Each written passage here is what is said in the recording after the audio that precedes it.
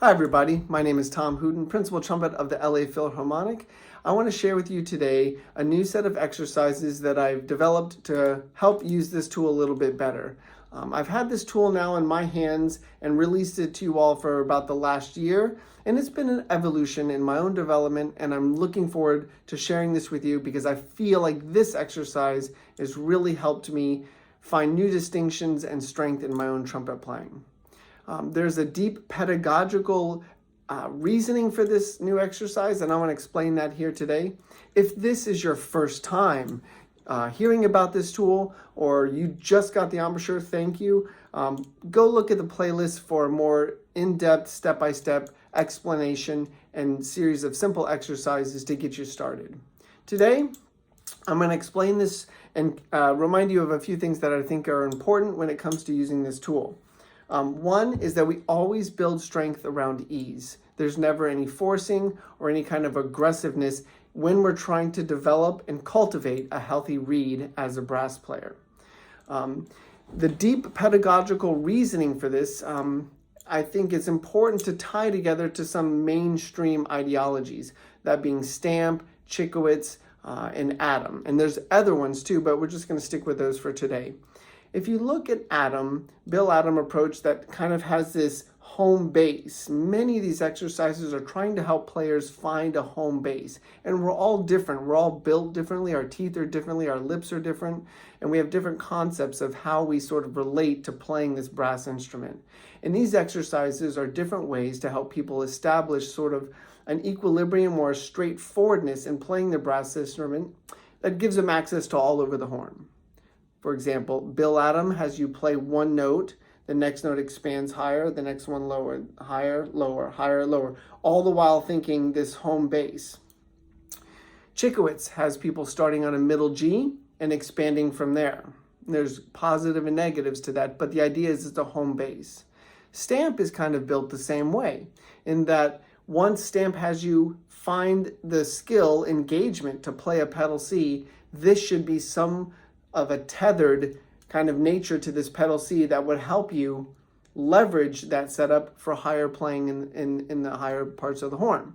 The problem with Stamp is that most people don't play the pedals correctly. They play them too loud and too big, therefore giving them a hard time with having control, ease, and efficiency in the upper register. So today's exercise, I'm going to demonstrate this a little bit. It is not going to be a full playing through, but I'm just going to demonstrate the idea, the sound that I'm going for, and some of the things that I'm thinking about as I play that. This exercise is in 6/4, 6 beats of playing, 6 beats of rest. I'm using Stamp kind of method of only 2 fingers, and you can reset in between if you like. That is totally fine, but not necessary. If you feel like you lose the focus, go ahead and reset. Okay, here we go.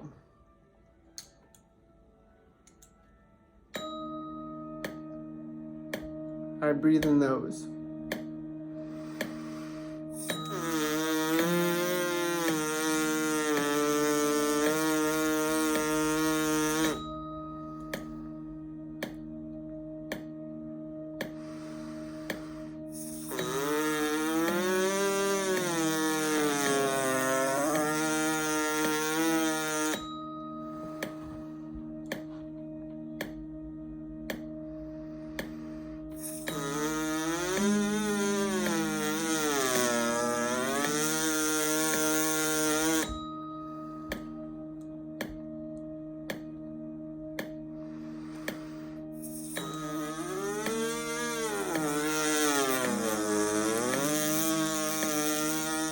Okay, so a few things to explain. It goes on and on and on down a tritone from where we start.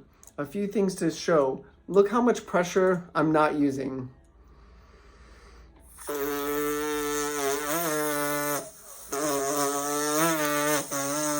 The reason I have the exercise start this low is because you can't let it go because it won't be there, and you can't push too hard. And as you expand, we want to maintain that. So the idea isn't to play perfectly in tune. The idea is to maintain this sort of flexibility or maintain this disposition of sound while having flexibility. Let me show that one more time.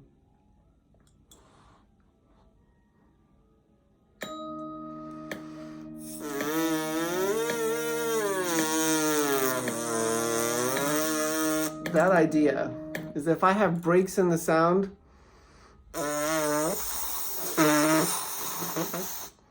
either the lips are too tight, you're using too much pressure, really trying to sensitize.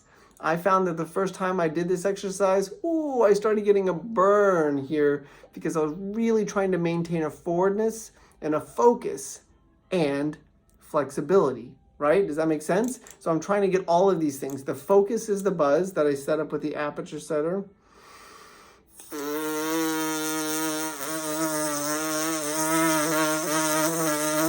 It's free. It's not requiring a lot of pressure to play. And then Good evening, ladies and gentlemen. This is your on-stage call. On stage for the top of the performance. Thank you. Okay, I have to go. I'm going to leave that in there. I'm not going to edit that out. So we have Muller 1 with Zubin Mehta tonight. So I'm trying to have those three things: focus, flexibility, and engagement, right? All those things. I'm trying to get all of these things all at once. And this exercise I find really helps with that. So check out the playlist. There's going to be a backing track that comes along with this that'll have a ghost intervals in the background so you can keep yourself on track. Don't worry about playing perfectly in tune because that'll probably engage too much tension, but the general gist of this up and down. And don't worry about playing too loud. Keep it nice and easy. I hope this helps you out. If you have questions, go ahead and put them here in the chat. I'd love to help you out. Take care. Bye-bye.